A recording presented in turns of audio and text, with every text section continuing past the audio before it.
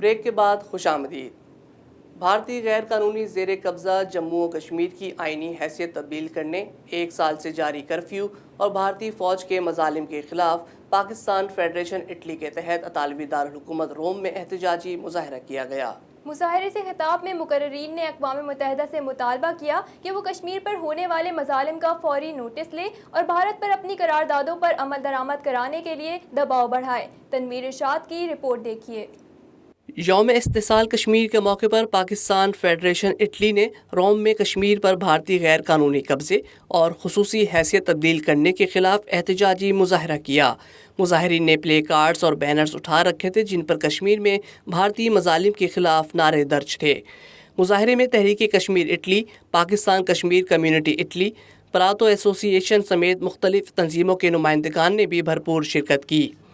مظاہرے سے خطاب کرتے ہوئے پاکستان فیڈریشن اٹلی کے صدر چودھری بشیر امرا نے کہا کہ اٹلی کی پاکستانی کمیونٹی نے احتجاجی مظاہرے اور ریلیوں سے نہ صرف مظالم کا شکار کشمیریوں کو حوصلہ ملتا ہے بلکہ عالمی ضمیر کو جھنجھوڑنے میں بھی مدد ملتی ہے۔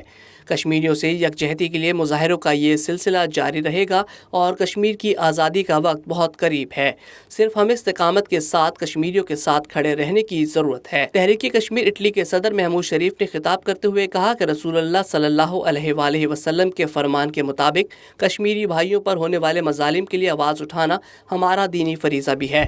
مشرقی تیمور میں چند لاکھ عیسائیوں کے لیے تو اقوام متحدہ اور یورپ کا ضمیر فوری جاگ گیا تھا، لیکن کشمیر پر 72 سال سے جاری مظالم پر خاموشی انسانی حقوق کے علمبرداروں کے لیے سوالیہ نشان بنا ہوا ہے۔ انہوں نے مزید کہا کہ مسئلہ کشمیر پر وقت تیزی سے نکلا جا رہا ہے اور اگر اس مسئلے کو جلد حل نہ کیا گیا تو ایٹمی طاقتوں کے درمیان یہ تنازعہ دنیا کی تباہی کا سبب بن سکتا ہے۔ مظاہرے سے دیگر مقررین نے خطاب کرتے ہوئے مطالبہ کیا کہ اقوام متحدہ کشمیر پر ہونے والے مظالم کا فوری نوٹس لے اور اپنی قراردادوں پر عمل درآمد کرانے کے لیے دباؤ بڑھائے۔